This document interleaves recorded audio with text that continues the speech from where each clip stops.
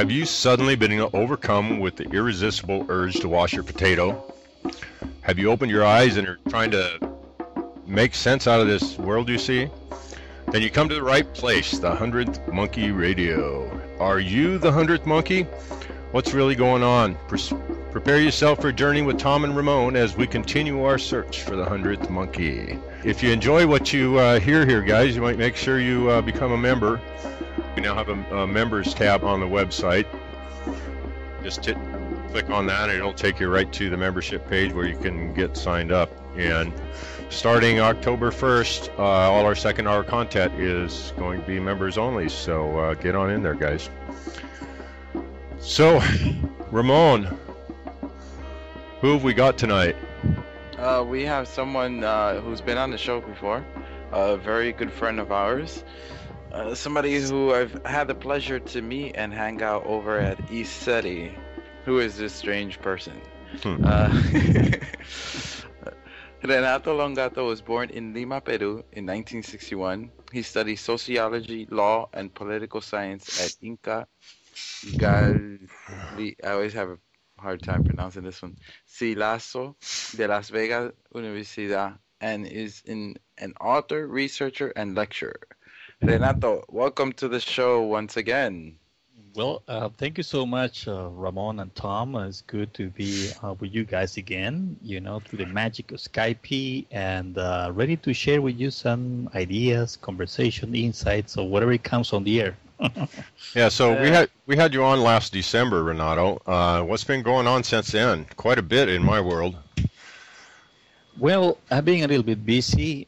Started my this year with a lecture for a group of children in a primary school in January this year, which was very, very nice in California to be able to talk to children about what's going on in the world, peace, harmony, and how we can be better human beings. I mean, the children were very receptive. It was very symbolical for me to start the lecture with these children this year. Then I was very busy. I was in a lecture in Nashville, Tennessee, in a place called a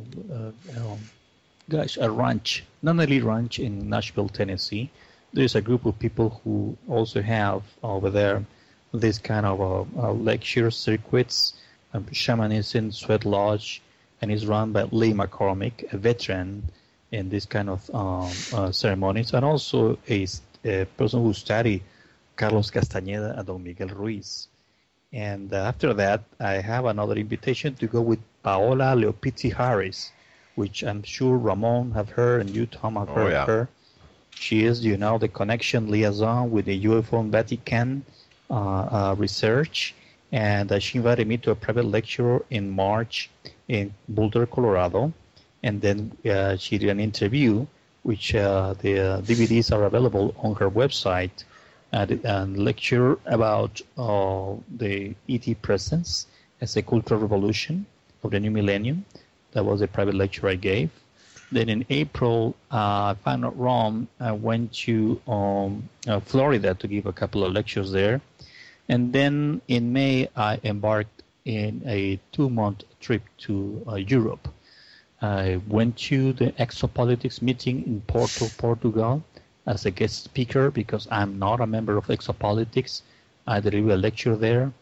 Met people from Exopolitics, Denmark, England, Germany, of course, Porto, Portugal. I was able to visit also the Fatima Shrine and the pilgrim place for the Parisians of the Bridging of Fatima, which happened in 1917 on the 13th of May. After that, I went to Austria, and I gave lectures in Vienna, Linz, and Graz, 3 cities in Austria. And from Austria, I moved to Switzerland to give lectures in Bern and Zurich. After that, I went to Sweden. I gave lectures in Stockholm. I was supporting a Project Energize 2012 in Stockholm on a friend of mine, Elizabeth Egehorn. It's a platform for indigo and crystal children over there. Then in Gävle, which is 2 hours north from Stockholm, I gave a lecture, got an interviews over there. And from Sweden, I went to Germany, and Leipzig, which is northeast, if I'm not wrong, from located in that area of Germany, the former GDR Republic, I mean the former communist part of Germany, which people was very open and welcome all this information about ET and shift of consciousness. So I also went to Frankfurt and Berlin, and then I spent some days in Paris, France, came here, have a private meeting, a yearly private meeting in Newport, which used to be part of these private meetings, the late Dr. John E. Mack, an expert in abductions, and also Bud Hopkins, who passed away 3 weeks ago. He was a member of that group. So I spent days in Newport. And after that, now a few days ago, I just came from Mexico, being invited to a tour and a lecture in Teotihuacan, in a hotel very close to the Pyramids of the Sun and the Pyramids of the Moon in Teotihuacan in Mexico City. And I'm back home in the United States. So your wings must be really tired from flying around. You know, what really is, you know, you have to, you know that. I mean, it's just to adjust to the jet lag. When you're traveling to Europe, it's 7 hours ahead of us, and then, you know, different kind of food, different kind of transportation. You know, some people speak English, others don't. Some people speak Spanish, that helps a lot too. So you know, I have to face different weather, climates, people, you know, but I learned a lot, and I met very fascinating people in all these lectures and conference lately, man. So we got, how are people taking this? I know you said you're getting some really good receptions on these things. You know, I'm seeing more of a shift in consciousness. How is all the UFO material affecting or helping to open those minds? Well, that's a good question, Tom. I mean, the people in Europe is a little bit different from America, and of course different from Latin America. The approach have to be different. You have to show them cases. You have to show them the facts. You have to show them that you've been, you know, with researchers, and you have done something on the field of research and work, and then they can pay attention to you. And they are not really into the fantastic videos that we are used to see on YouTube or on Google, or these amazing hoaxes that sometimes come now and then on the internet. They want to know why are they here and what are they doing and what's next, and whatever information, you know, from the United States, but information exactly from the government, what the government had to say about this, what a former astronaut has to say about this, what a scientist have to say about this. They are not prone to believe so easily or to follow any, quote, contactee or person who received information from ascended masters or, you know, other kind of spiritual communication, as far as my experience counts over there. And the other thing that they want to know is, you know, what we can do, or we can add more into our repertoire regarding the shift of consciousness. What techniques, what insight can you deliver? What kind of message can make them trigger a shift of consciousness for them? So in Europe, it's a little bit different, but I really enjoyed talking with people who have a terrific insight, who are really working for a better future. And most of all, they're very concerned about peak oil. Peak oil, as we know, is not a theory; it's a fact that the production of oil it's decreasing lately and gradually within years, and therefore we're going to be forced to have another way of energy in order not to suffer from the food restrictions in the near future, plus the weather and climate changes that we're witnessing right now. So that kind of movements are really growing and increasing in Europe lately, you know, and that is what really I was gladly surprised to share with many people over there, Tom. Did compared to America, did you find that people are open-minded to investigate something than compared to America, where there's a lot of really open-minded people in America, but there's also a lot of people who, no matter what evidence you show them, they just won't look. Do you find that to be in Europe, that people are more open than America, or vice versa? Look, when I was invited to give the one of the speakers at the Exopolitics Europe Summit in Porto, Portugal, the lectures were given on the University of Fernando Pessoa. The dean of the university, or the director, we can say. Oh, wow. Yeah. He started the lecture. So that gave you that... that would never happen in America. Yeah. So the dean or the director of the university welcomed us, and even there was a fighter pilot from the Portuguese Air Force who was giving his lecture, and his ties with other American pilots and former astronauts that he's doing his research. There was also another Joaquin Fernandez, also a well-known anthropologist, and he's the second to teach ufology in local universities besides David Jacobs here in America. And he was working on a research about UFOs, and it's going to be the first book printed in Europe. I guess it's already printing in Portuguese about that subject right now. Then you have Exopolitics Denmark, Robert Uldal. He is a political science and urbanist, and he is, studying the impact of UFOs in our society and the new energy that can be new source of energy that can be possibly, potentially exchanged if there is a contact with sophisticated civilizations.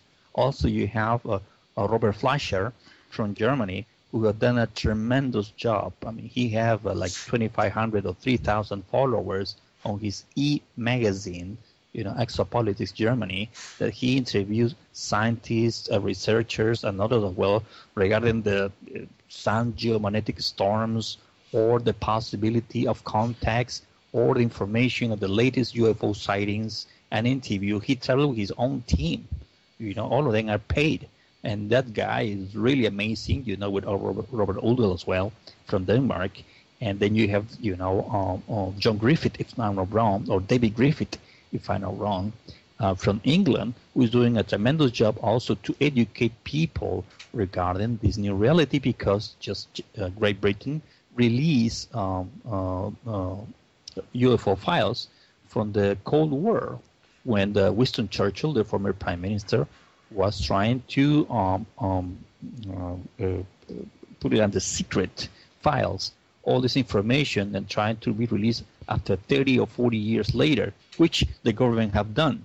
So this is a reality, and this is a different approach, how you can take the UFO phenomena into more, I would say, academic level, into people can have a dialogue, can transcend the phenomena, and we can understand this reality much better, educating ourselves instead of thinking that we're going to be invaded, that the ETs have come here to, as a grace, trying to who knows what.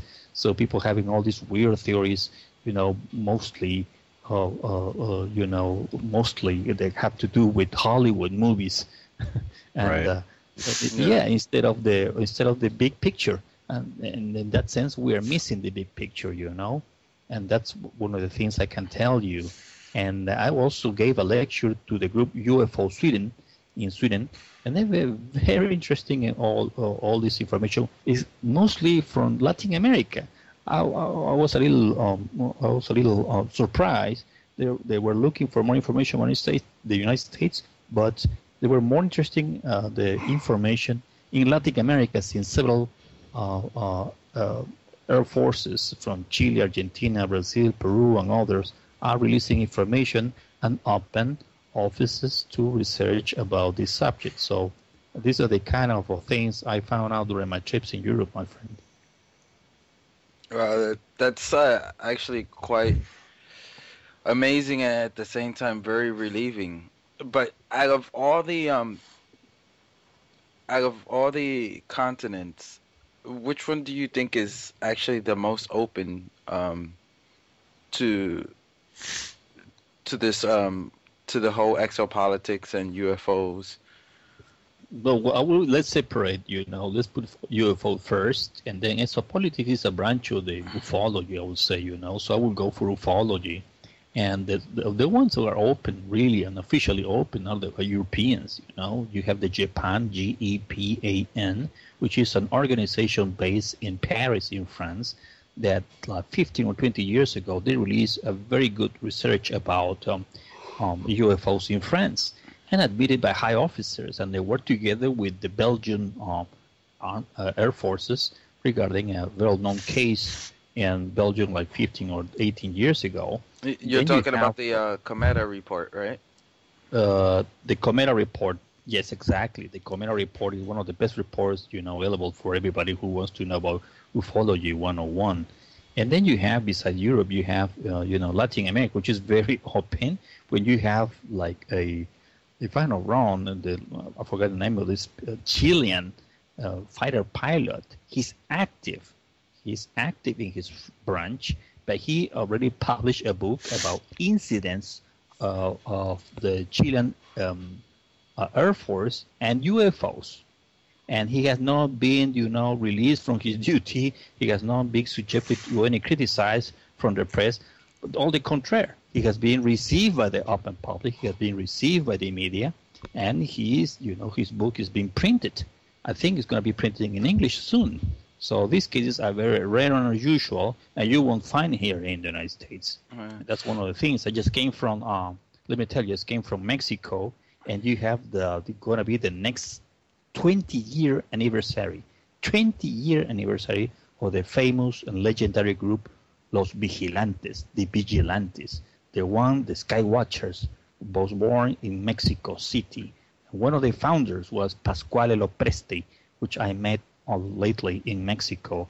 And this guy have amazing video UFO footage that is well known, and other cases to be shown in a special conference and this weekend, I guess, in Mexico City. So the approach is different, and that have to do with the culture. The culture is different in Europe, and the culture is different in Latin America. So the approach to the UFO phenomena is different, therefore. So what happened to us in America, in your opinion? The Americans, of course, have a unique background. And even though the ufology was born here, and the term flying saucer was coined here in the June 24, 1947, by Kenneth Arnold. Not too far from Tom, actually.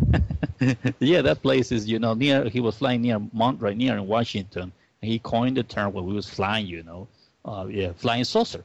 He coined the term. When he landed, radio reporters all around him, and he gave this press saying, yes, I see 6 or 8 flying saucers. He coined the term. Later on, it was changed into UFO, as we know it.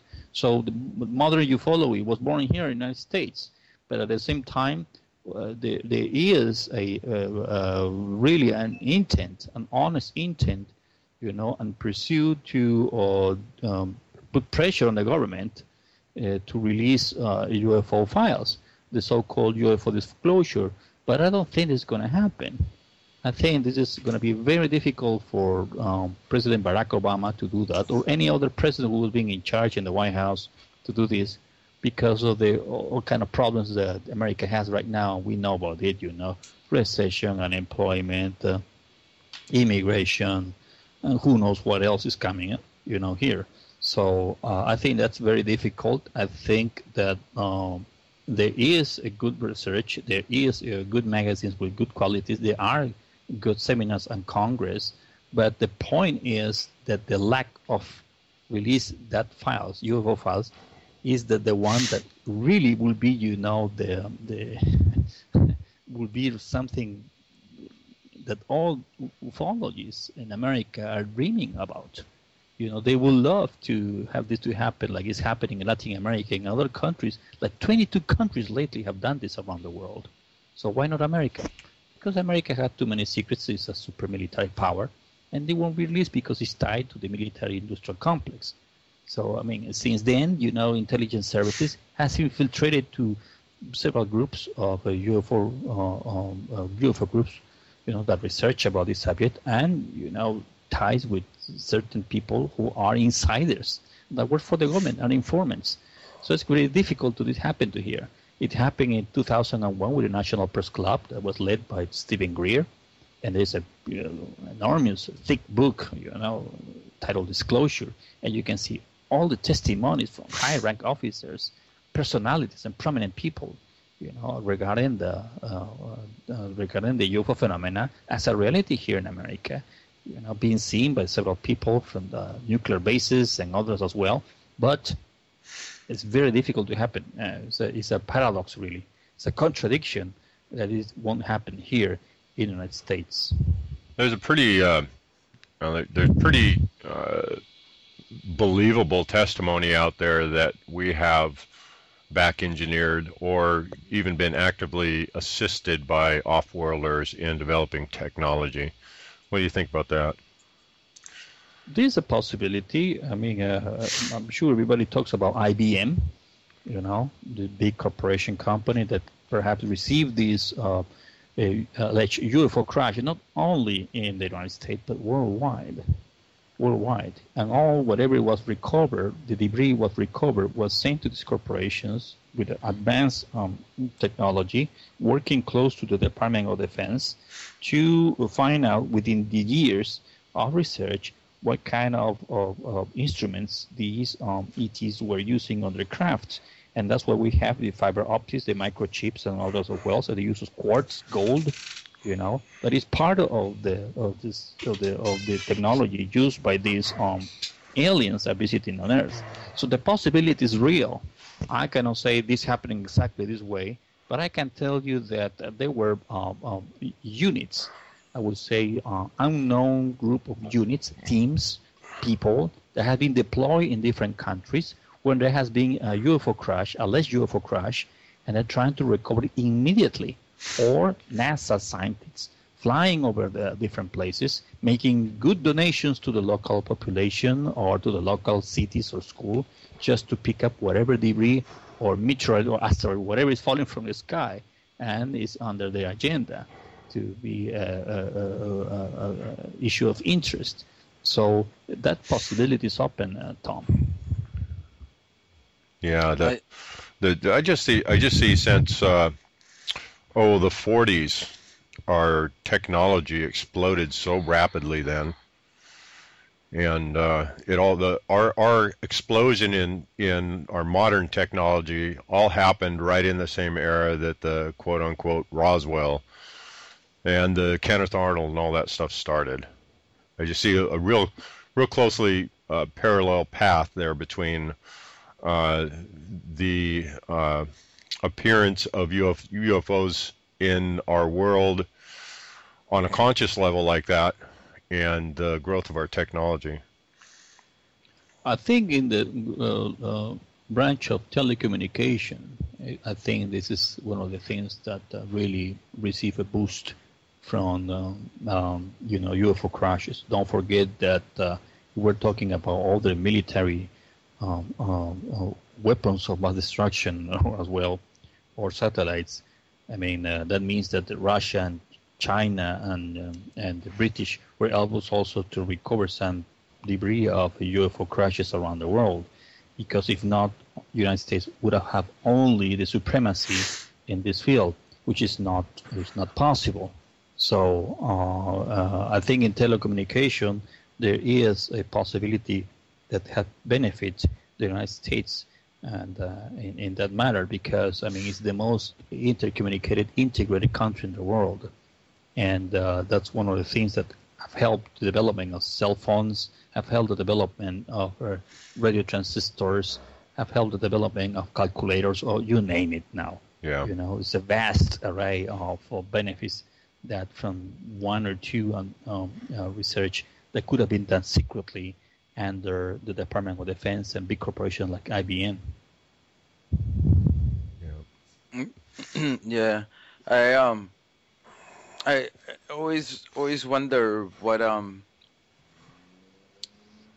if most of the crafts that are being seen around the world, what percentage of those crafts are actually American or Russian or who knows what other countries may have them, and what percentage is off-world or inner world or other dimension. Any information that you found in Europe that, like, any investigations into earthly, let's just call them earthly crafts? Well, not exactly to tell the truth. To be sincere, that I didn't find. I mean, they are very down to earth, very logical, pragmatical, and they are very concerned, as I said, about peak oil and other related energy problems, because Europe is not as it's not a big continent. It's old, but not big in extension or mass land extension, I would say, and we all know it. And they were more concerned about how it's going to be the cultural impact of a communication with these extraterrestrial, how it can affect diplomatic relationships, how it can affect the geopolitical situation in the world, how it can affect our society, how it can benefit our society, what we can gain about this, what we can offer in exchange, how we can educate more people, not the mass, which already the mass, I would say, is with high percentage believe in the presence of UFOs and ETs, in outer space, but the authorities who are, really reluctant because of political and economic agendas, that they don't want to touch this because it's a hot potato, really. So, talking about technologies, really, they are not into that. They want to educate people, and they want to educate the political class in their countries, and they want to give the best information available, and they are information. The thing is that people are opening more their minds and opening more into this new reality, which is a fact. We've been visited, not now, also before. So the approach had to be different, had to change within time. And the sign of changes is already in Europe, really. It's very interesting, the way they're doing things. It's not an easy process. It's a step by step. It had to be very patient, but not bad at all. I really enjoyed talking with these guys from different groups, not only in the Exopolitics branch, I would say, but also in Sweden and in Germany. They're very open to this, really. And in France, forget about it. The French people, most of them, are aware of this. And also they're aware, that there is an ongoing study and research by the Japan, as I mentioned earlier in this interview, and the research doing, with the support of the local authorities. And that's the way which it should be done. That's the way it should be done, because that's the way to confront this reality and how to calm down or orient the people when these things are coming. The Philosophical Society of England, just months ago, releases information about the need from the leaders of the world to have a protocol and terms and conditions how to proceed after an alleged visitation from an alien civilization on Earth or communication. If you were not going to think about this and they caught by surprise in the next 2, 3, 5, 10 years, I don't know, that nobody knows that, better to start now. And these are scientists from the Philosophical Society of London, which started in the 1800s with Isaac Newton as the founder. So these are not people who are just, trying to get some publicity or marketing to their institutions or companies. These are real scientists. These are people who are interested in this. As a matter of fact, there's a philosopher, I forgot his name right now, I'm sorry, in England, that he is looking very carefully any information from Mars, because he thinks the possibility that Mars, the red planet that is our next door neighbor in the solar system, could be really a cemetery. Could have had life before, intelligent life. And then we're looking through the telescope, we're sending probes, we're sending other devices to research that on the surface of Mars, that we can find, besides water, other microorganisms and perhaps another material objects that can tell us that there was life, intelligent life, societies, civilization that collapsed and that was wiped out for some unknown reason there. So we're looking to a cemetery. Perhaps this is a message for the humans. What could have happened here if we don't get, self-sustainable, or we don't protect our ecosystem? Could have happened to the Earth that what could happen before to Mars. So that's a very interesting approach. I mean, that's a big difference, and you have these intellectual and scientists working on this. This tell you something. They are looking forward to the possibility of a potential contact, with a alien civilization in the near future. Could be wrong, could be bad, could be good. There are others, like in the NASA lately, saying that it could be wrong, it could be positive, or it could be neutral. They can stop by, say hello, but they don't care about us, and they continue their trip beyond the cosmos. Others, they can, control us or our natural resources, and who knows what. I wonder if they had done that before. Or they can come here in peace and try to establish, certain coherent, organized terms and conditions to contact us. And who's going to contact? Fiji? Are they contact Haiti? Are they going to contact Jamaica? Not because they're not, countries that we respect. They're going to contact the United States. And what is the United States going to say? It's going to do? Yeah. Well, what if we've already been contacted quite a few years ago? Probably. There's quite a few lecturers out there who supposedly have experienced things or have the inside information about Mars, in particular about there already being a human colony on Mars. Us having a jump room, having the jump room type technology out there already. Where I personally don't believe that. Yeah. First of all, you need to have oxygen. You have all these people. I heard that theory before. That to have oxygen, to have all these people there. That people may have an ecosystem similar to the Earth. If not, they will get nuts. They will get crazy. Then the other thing is a very simple thing. What is the sewage system, the trash system, the dumpster system? So there's no evacuation or anything exhaustion on those subterranean bases on Mars. Those simple questions cannot be answered completely. And it belongs to the realm of possibilities that we have a human troops or marines or whatever being teletransported to Mars. I respect that, but I personally don't believe so. The major satellites, even satellites that can search here on Earth, minerals, oil deposits as well, they can track very easy subterranean underground bases here on Earth. They not only belong to the United States, belong to China, Russia, Brazil, England, and other South Korea and other countries. And they can easily detect any rocket or any other device that can teletransport or help to teletransport humans in such quantity on Mars. I mean, it's very difficult to have a structure, a superstructure that allow humans to live very organized, in Mars. What if it's not human and it's because I mean, if I came to this solar system and I want to study Earth, but I know how Earth people might react to me being there, then I'll go to the nearest place I can go to, which will either be Mars or our moon. Well,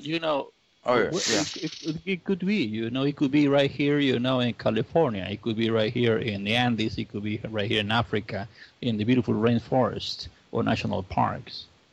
There could be places so there are, extraterrestrial bases, but possibility that makes sense instead of having in Mars or the moon.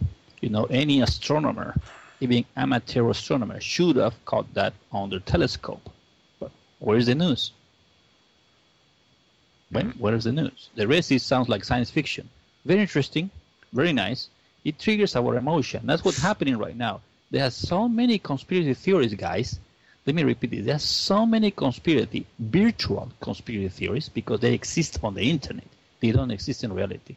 Because if you or me or Tom find out about real conspiracy, Tom's life will be in danger. Because a conspiracy is that. And it's very, very, very, very, very serious. It could endanger your life.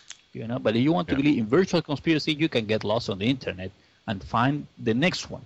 It's going to be a meteor coming down. It's going to be the planet Nibiru or comet Elenin or the next earthquake or HAARP or this and that. They're never ending. What is HAARP? What happened with HAARP right now? There are so many earthquakes around the world. Now HAARP is silent. To think that we were at the mercy of a transnational group of mind scientists that whenever they want, they shoot these waves and create these earthquakes artificially. What happened to the earthquake here in Arkansas lately? What happened to the earthquake in Japan? That was HAARP? Oh, I think that the conspiracy theory erodes the credibility on the media, erodes the credibility on federal institutions, erodes the credibility on the scientific community. And that is a fault of also the scientific community not to take a serious approach about these issues, about the ET presence, way before. So they created a gap. A vacuum. So everything can grow.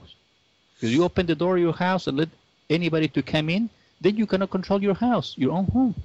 The same way, you have all these unbelievable theories they're telling us, and then you look a couple of years later, they are not anymore, they're not anymore going on the internet. What happened? Was replaced by another one. And the other one is more exciting because it triggers your emotional response. It jumps over your common sense and critical thinking.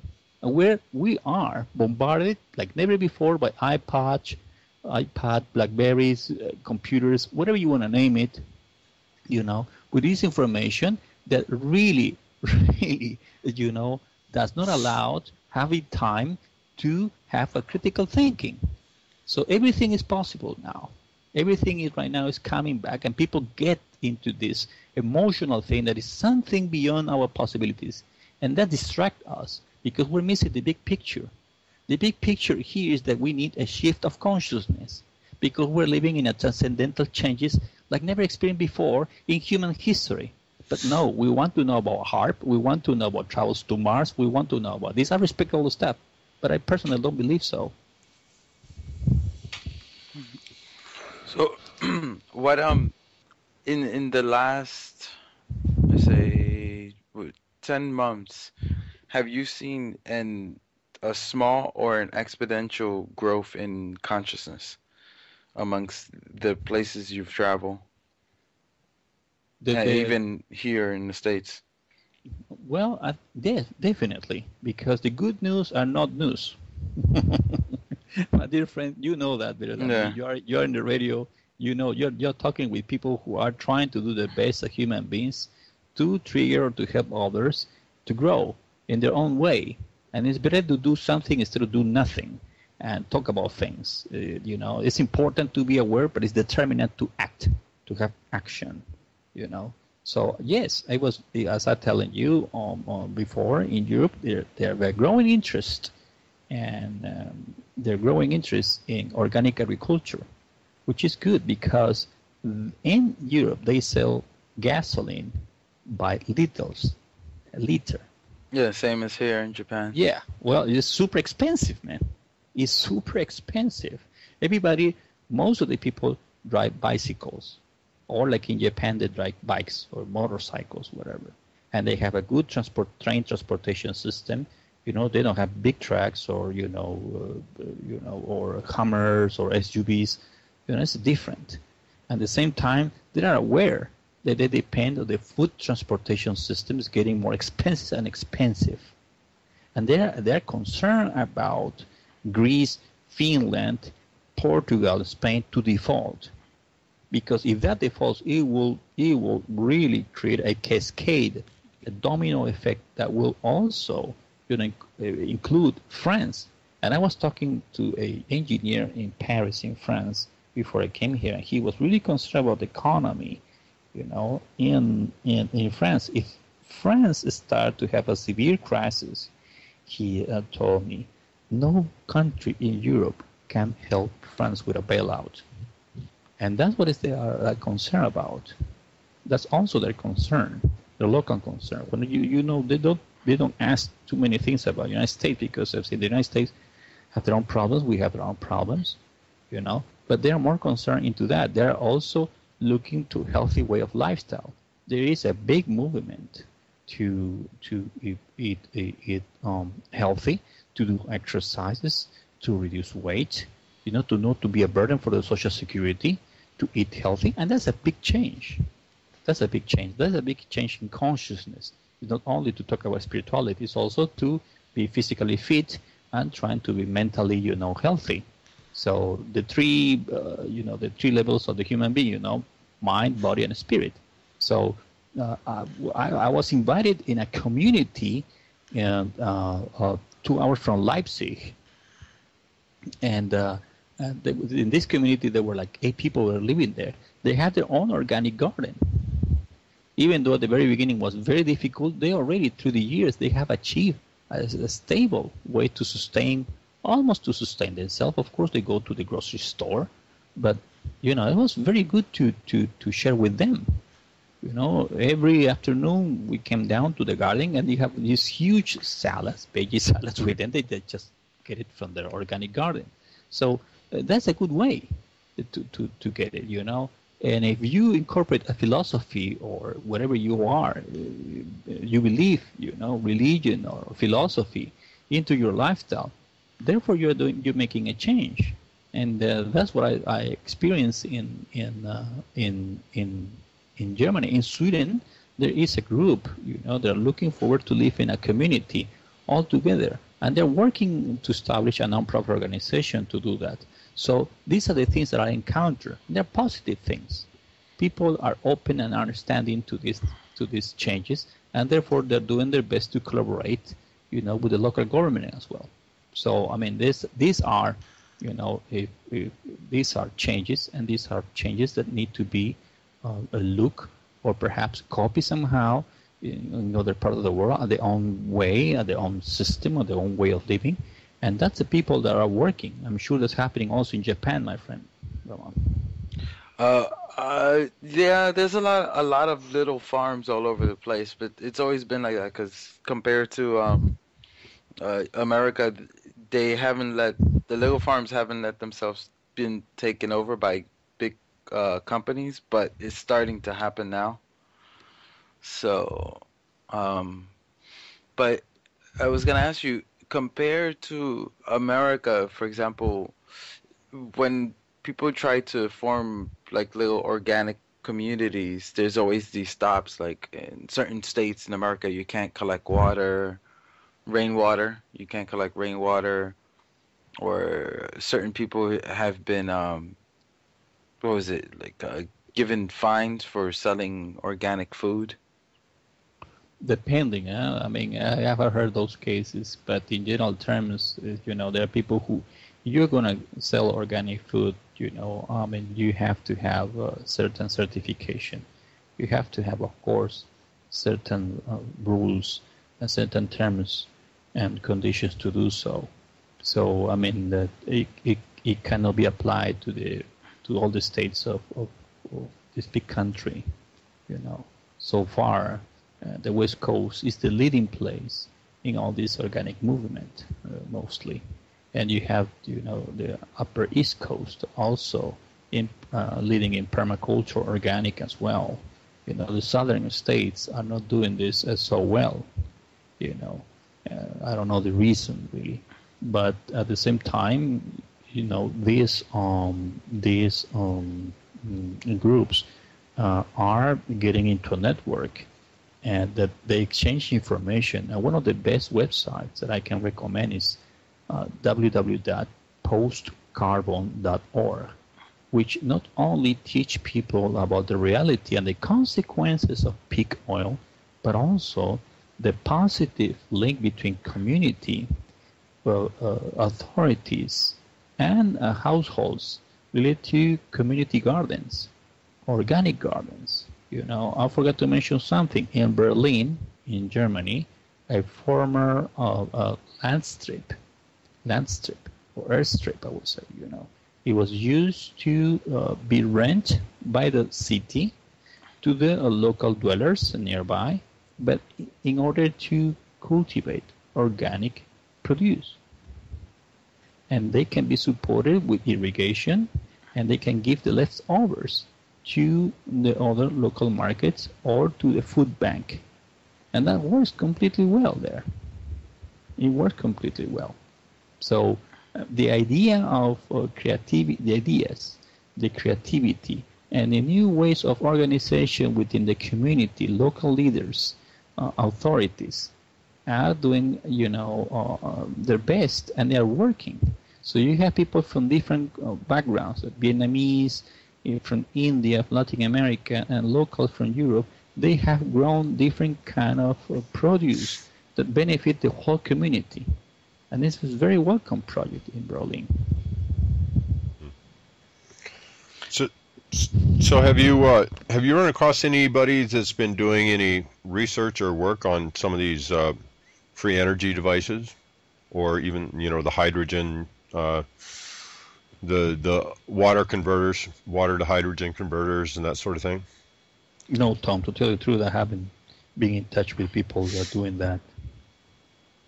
Yeah. Go ahead, Ramon. No, I was gonna say anything on the because I know in Italy there were the whole cold fusion thing. Was when you were in Europe, was there any mention of that? No, not really. That's part of the group of scientists coming and who are really ahead of that, and they have the specific information. And so far, I haven't been in touch with that level of information, really. I've been with people who are working on organizations, one-to-one contact and networking. We'll say groups, non-profit organizations, and social networking. And they are the ones who are doing and proposing these changes. In the local government, the level of local government, there are some research, of course. And I think one of the countries who are considered the greenest country in Europe is, and the city, which is, considered the greenest city in Europe is Stockholm, in Sweden. Because there are laws that provide, certain specifications to create these green areas. At the same time, they're looking forward to less, pollution, and to educate the people in that way. It had to do with education, my friends, But if you're talking to me about the fusion energy and how they can do with this kind of alternative energies, I haven't been in touch with that kind of organizations of people. Yeah, I know. I've watched a documentary on Stockholm, and I know they use ocean water to air condition most of the buildings. Like they run the air through a pipe down deep into the water and then bring it back into the city, and found it like a lot cheaper way than using regular air conditioners. It's not as costly. Well, they depend. The thing is, in this case, glad you mentioned that, because as far as I know, they depend of gas from Russia. That's another good thing for them. They depend of oil from Russia. That Lithuania, Finland, and Sweden depend of gas and oil from Russia. Norway have oil reserves, but it's decreasing. The Black Sea, I call it Black North Sea. It's decreasing the oil production. The oil riches on the sea, they are decreasing. That's why they want to go to the North Pole, and now that the ice is melting, trying to get more oil. They're desperate to get more oil as fast as they can. But at the same time, they cannot depend on energy from another country. And that's why they're using these new techniques. They're working on that. Besides that, it's different. In Sweden, you have winter times like, brutal winter times there. The people practically, they go to work and they stay in their house. They don't go anywhere else, And of course, the consumption of energy is different and higher. We cannot compare that. But at the same time, they are working fast and furious to accommodate to the changes that is happening right now, because they're using the budget for research and development. And I'm afraid, because we were in two wars.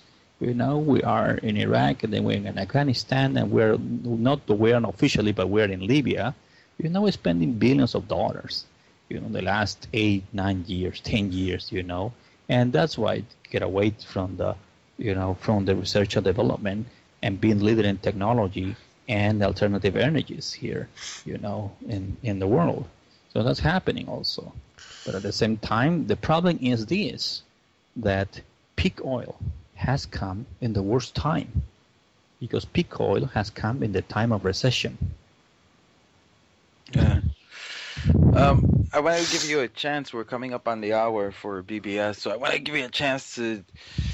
Did you have the new book come out yet? Because I remember the last time you were on, you said you were working on a book. No, with these 2 months I spent in Europe, I delayed my book. I am doing more research. As a matter of fact, it helped me the opportunity to do more research, and I think I'm going to have my book on January next year. As I said before, the book is titled E.T. Presence, USA, E.T. Presence and New World Views. So that's what I'm working right now.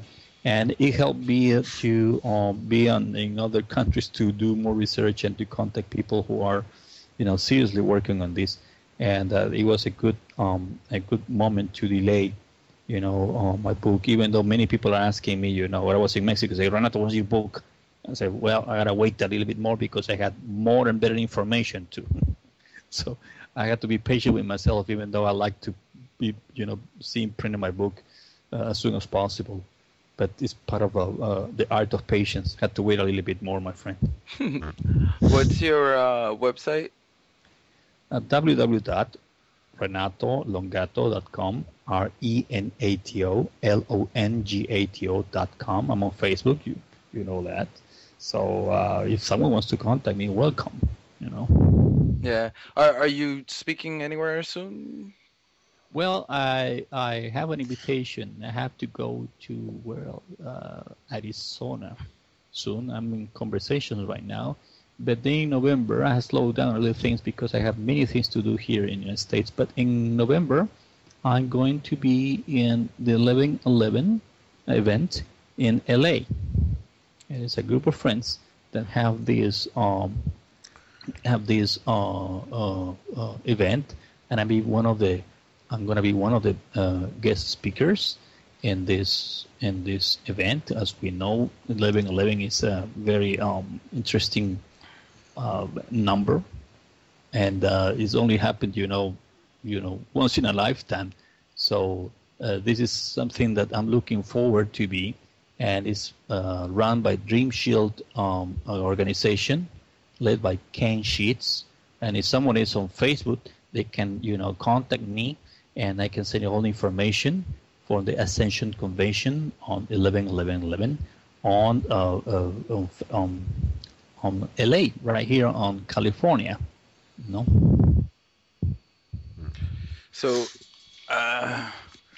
So we're gonna get off now, and make sure you catch us at www.thehundredthmonkey.com for part 2 with Renato. But before then, make sure you tune in to Brooks Agnew's coming up next, and then come check us out at the archive. And condemnation without investigation is the height of ignorance. Love you guys. Have a good night. Thank you.